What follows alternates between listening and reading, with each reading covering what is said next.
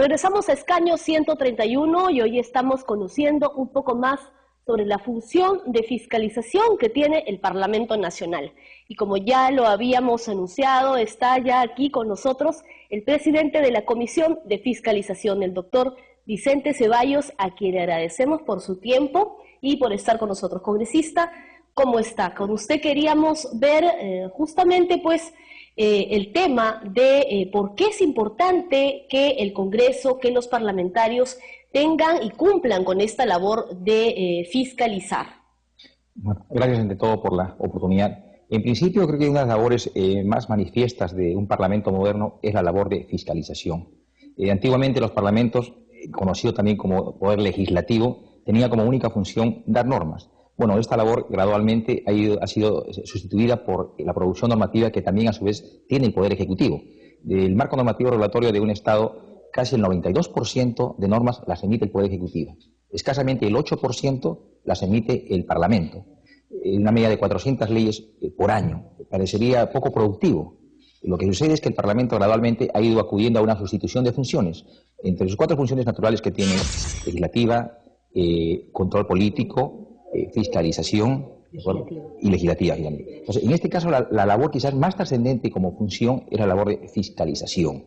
Y obviamente, ¿no?, participando de un Estado descentralizado, con distintos actores políticos, con distintos entes responsables de ejecutar un gasto presupuestal, obviamente tiene que haber una contraparte que guarde equilibrio desde el ángulo de la fiscalización, del control. Esa dedicada labor es asumida por el Parlamento. En este caso, el Parlamento tiene una comisión ordinaria, que es la Comisión de Fiscalización y Contraloría. Sin embargo, esto no sustituye también la labor de fiscalización que pudieran asumir cualquiera de los 130 parlamentarios que son integrantes de este Parlamento.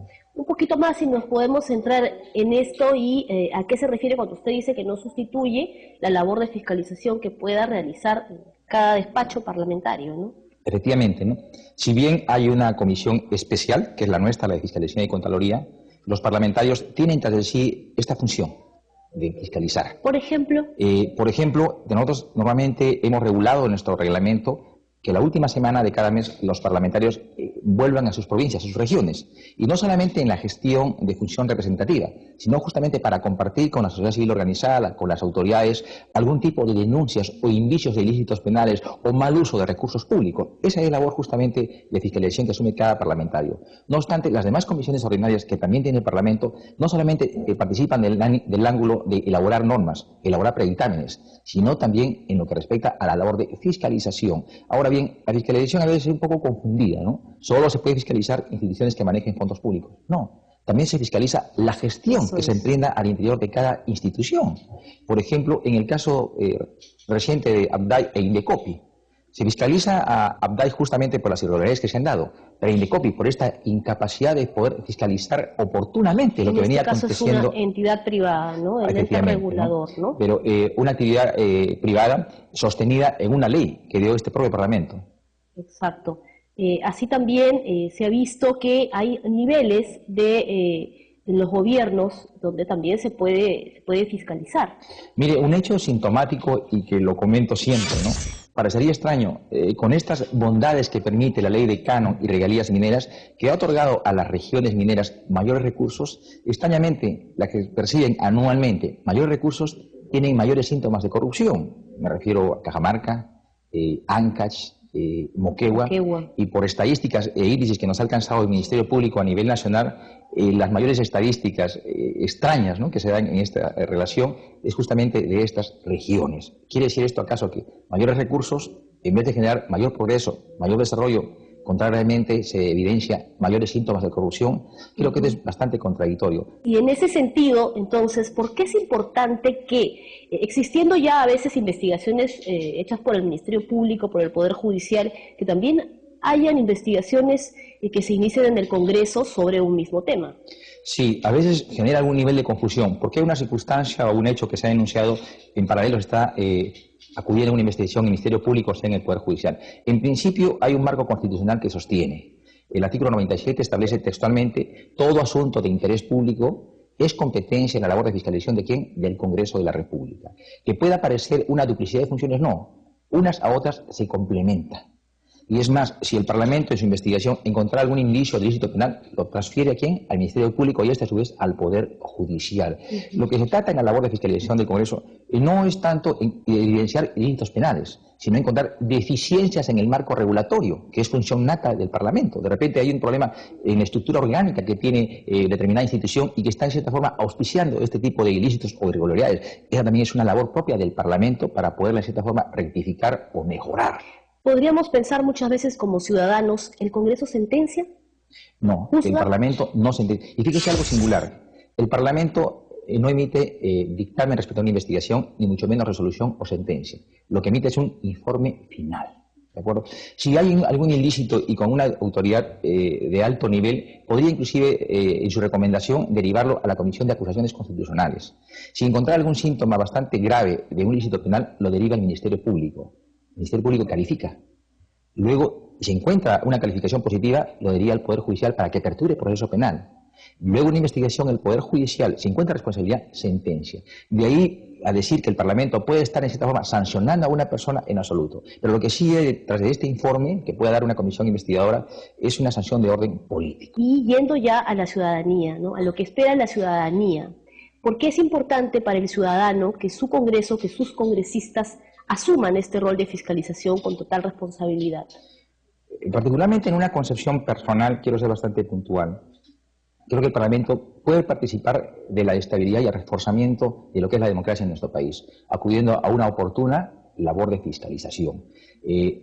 Las estadísticas e índices en cuanto a encuestas, la primera respuesta que nos dan y es la preocupación más importante que despierta en la opinión pública es la corrupción, la corrupción. Exacto. Y obviamente el Parlamento no puede rehuir a esta responsabilidad funcional de acudir a una labor mucho más exhaustiva, mucho más oportuna de fiscalización. Creo que un rol importante del Parlamento en aperturar un espacio de mayor estabilidad institucional desde una perspectiva democrática es ahondar su labor de fiscalización, de control político. No hablamos exclusivamente de poder ejecutivo, hablamos también de lo que son niveles intermedios, como son los gobiernos regionales, hablamos de los gobiernos locales. A nivel provincial, a nivel digital, es decir, todos aquellos que tengan algún manejo de recursos de orden público. Y esta lucha creo que usted lo ha mencionado, he revisado algunas de sus entrevistas en medios, usted decía que esto tiene que ser articulado, ¿no? Sí, una de las primeras gestiones que he emprendido como presidente de la Comisión de Fiscalización es visitar al Contralor, visitar al Procurador Anticorrupción, visitar al Ministerio Público, visitar al Presidente de la Corte Suprema, porque tenemos que cohesionar labores, no entorpecernos unos a otros, no caer en la duplicidad de la función. Al fin de cuentas, todos somos representantes del Estado y tenemos un mismo objetivo. ¿Por qué no construir un escenario en el cual el procedimiento logre conjuncionar esfuerzos? Estamos en ese proceso todavía. Pero lo más importante, ¿no? Y yo lo dejo como una preocupación abierta, iniciar una investigación, se está haciendo un uso desmesurado de las llamadas acciones de garantía, habeas corpus o amparo. ¿Y por qué digo desmesurado? Porque esto puede estar menoscabando una función natural, primigenia que tiene el Parlamento, que es la labor de fiscalización. Si no me equivoco, usted incluso ha denominado el término como amparización, ¿no? Sí. Sí. Justamente, ¿por qué? Porque puede acontecer en el futuro que, por ejemplo, un alcalde provincial va a ser investigado por la Comisión de Fiscalización o cualquier otra comisión, amparo ante el Poder Judicial porque se ha agredido el debido proceso o no se me ha permitido un ejercicio oportuno del derecho de defensa, ¿no? Se puede usar esa lógica y prácticamente neutralizar la función. No estoy diciendo con esto de que el Parlamento tenga libertad y discrecionalidad para actuar no sometido a la Constitución, no, sino que debe diferenciarse lo que es el fuero jurisdiccional de lo que es el fuero parlamentario. Claro, y la prerrogativa que sí tiene el Parlamento, si tampoco me equivoco, es inhabilitar a funcionarios públicos. Efectivamente. Es decir, políticamente, ¿no? Hablando. Sí, puede inhabilitarlo hasta un tope de 10 años. Es una potestad que le corresponde a un funcionario público de alto nivel. Entonces, tiene también una responsabilidad sancionatoria, pero es en casos extremos y muy excepcionales. Es decir, precisamente, ¿en qué casos, por ejemplo, para que...? Ministros de Estado, por ejemplo, vocales supremos, o sea, autoridades que ostentan una alta magistratura en la función pública, pero no todos los funcionarios del Estado, en principio. O sea, porque sería una carga demasiado sobredimensionada a lo que pueda hacer circunstancialmente el Parlamento en su labor de fiscalización. ¿Cómo hacer que la población entienda mejor esta función, ¿no? Si bien es cierto, muchas veces los casos más sonados son difundidos por los medios de comunicación, pero a ciencia cierta pues no se tiene o no se comprende hasta dónde llega esta prerrogativa que por mandato constitucional tienen ustedes, los congresistas, ¿no? Sí, creo que la pregunta me parece más que oportuna y pertinente, ¿no? Al parecer había una especie de desconocimiento. No, el Parlamento solo legisla, en absoluto. Legisla y fiscaliza. ¿Quiénes pueden acudir a través de una denuncia para que el Parlamento accione respecto a su labor de fiscalización? Cualquier ciudadano. Con un documento sencillo, por correo electrónico, por una carta sencilla dirigida al presidente de la Comisión, al presidente del Congreso o a su representante de su región. Inmediatamente puesta a consideración de la Comisión, la Comisión determina a un funcionario de su entorno inmediato, apertura una investigación preliminar y en base a eso nosotros, algunas le denominamos investigaciones mayores y otras investigaciones menores, de acuerdo a su incidencia. Aperturamos un proceso investigatorio, un plazo medio de 90 días y si hay un informe con responsabilidades lo elevamos a la Comisión. Si esto requiere profundizar más, puede ser la circunstancia también de que se pida facultades excepcionales aquí al Pleno del Congreso para actuar cual si fuera un juez de la justicia ordinaria. Y esto aquí implicaría también ahondar con mayor, facultades un proceso investigatorio, como por ejemplo liberar una orden de detención a una persona que será renuente a su convocatoria, pedir el levantamiento de la reserva tributaria, secreto bancario, levantamiento de las comunicaciones, pero esto en tanto y en cuanto el Pleno del Congreso le otorgue estas facultades. Pero en los casos que en generalidades circunstancias se propone, el Parlamento, inclusive hasta de oficio, podría aperturar la investigación. Así es. Doctor Ceballos, y ya para finalizar, ¿no? Desde su punto de vista, ¿usted cree que así como se está manejando actualmente el ejercer de parte de este Congreso la función de fiscalización, vamos por buen camino, está yendo por buen camino o habría cosas que ajustar? Tenemos una debilidad, hay que ser bastante claros en ello, ¿no? No tenemos una ley, un marco regulador normativo que nos determine cuáles son estas facultades y esto está generando un riesgo, ¿no?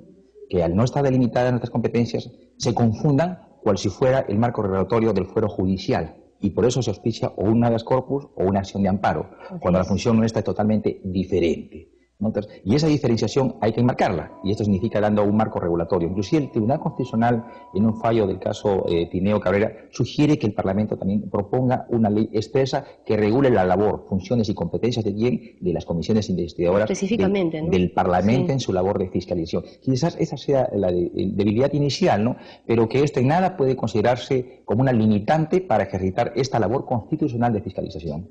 Congresista doctor Vicente Ceballos, muchísimas gracias por haber estado el día de hoy con nosotros. De hecho que sus puntos de vista, su análisis ha sido muy valioso para nosotros y para los ciudadanos que nos están escuchando. Muchas gracias otra vez y nosotros vamos a regresar ya con el segundo bloque. Va a estar con nosotros, como ya lo hemos anunciado, el jefe de la misión para el Perú de IDEA Internacional, el doctor Percy Medina. Esto es Escaño 131, regresamos en breve.